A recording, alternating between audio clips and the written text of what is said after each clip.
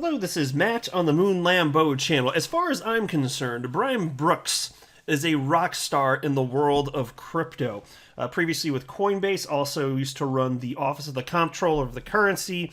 He was, for a short period of time this year, CEO of Binance US. This guy gets it. This guy gets crypto. And so he told Congress a number of things today, and he even brought up XRP on his own, unprompted, effectively asking, why won't regulators let it be traded? Won't let XRP be traded on United States, on United States exchanges? I'll share with you the exact quotes as well as a bunch of other stuff that he said. I got also a comment I think you're going to find fascinating from attorney John Deaton. And plenty to say, but before going further, I do want to be clear, I do not have a legal or financial background of any kind. I am not offering legal or financial advice, and you definitely should not buy or sell anything because of anything that I say or write. I'm just an enthusiast who enjoys making YouTube videos about crypto-related topics, but just as a hobby, and just for fun. Damn it. Take a look at this headline from Cointelegraph. U.S. is unquestionably behind the curve on crypto ETFs, says Brian Brooks. Bitfury CEO and former acting comptroller of the currency, Brian Brooks, has hinted the regulatory environment in the United States could drive many crypto firms outside the country and has already stymied companies after attempting to offer a variety of financial products. Speaking at a Wednesday hearing on digital assets and the future of finance with the House Committee on Financial Services, Congressperson Ted Budd said he feared the current policy of regulation by enforcement in the United States could, quote, force the next generation of financial tech to be created outside of our country, end quote.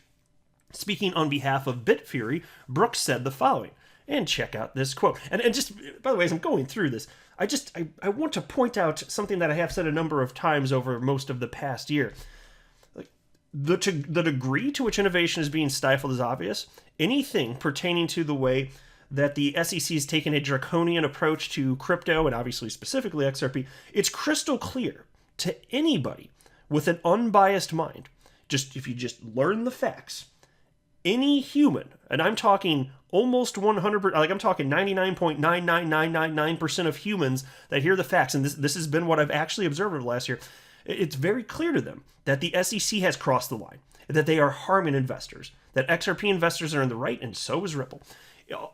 Crystal freaking clear. The only people that don't think so are lawyers and employees currently working at the SEC. But even past SEC employees don't agree, which is very fascinating. Other than, like Jay Clayton, maybe Billy Hinman.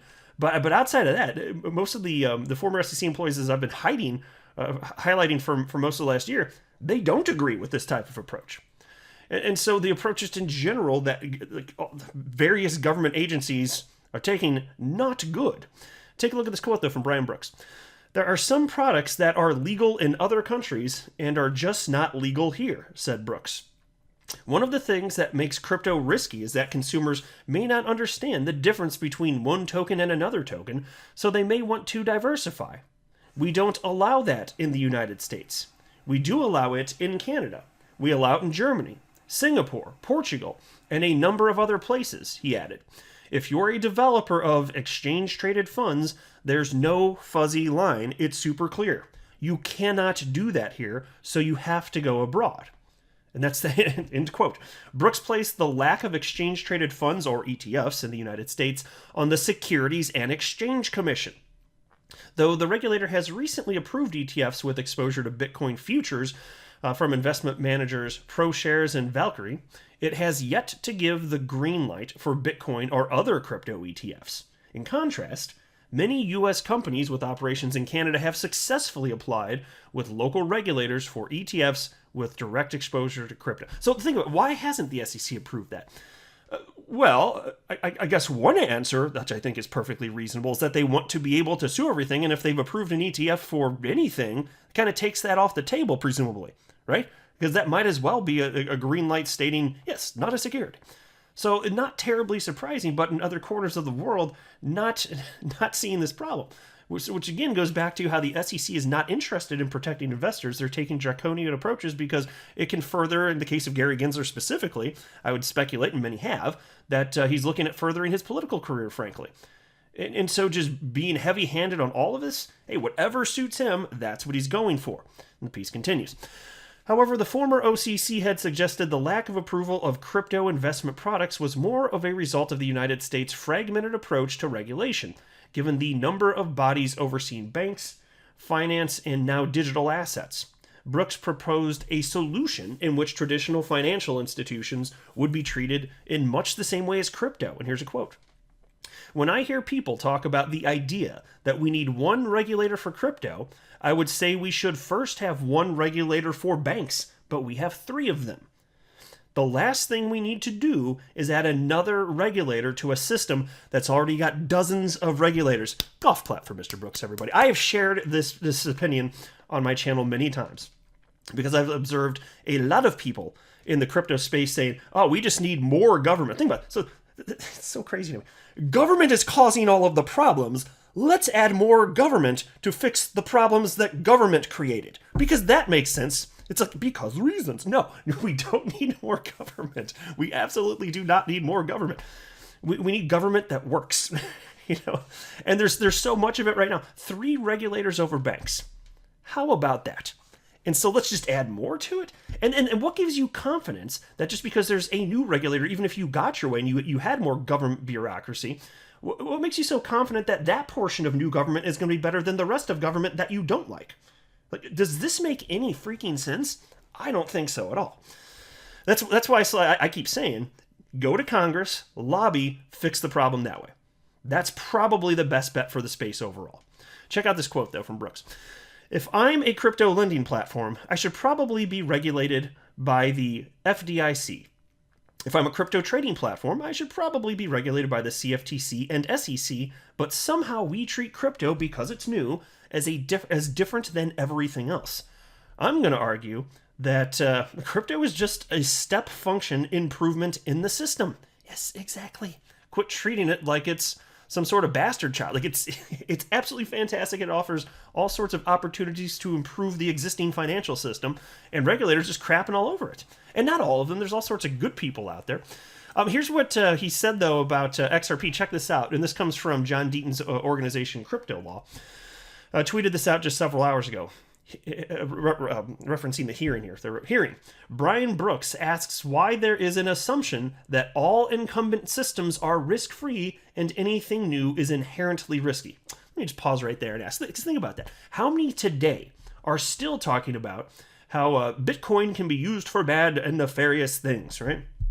Same type of crap that was talked about in like 1995, around the time of the advent of the internet. Oh, but bad people can't use that for bad things. Okay, so throw the technology away, because that makes sense. But how many times do you hear that argument? Well, okay, what about the incumbent system?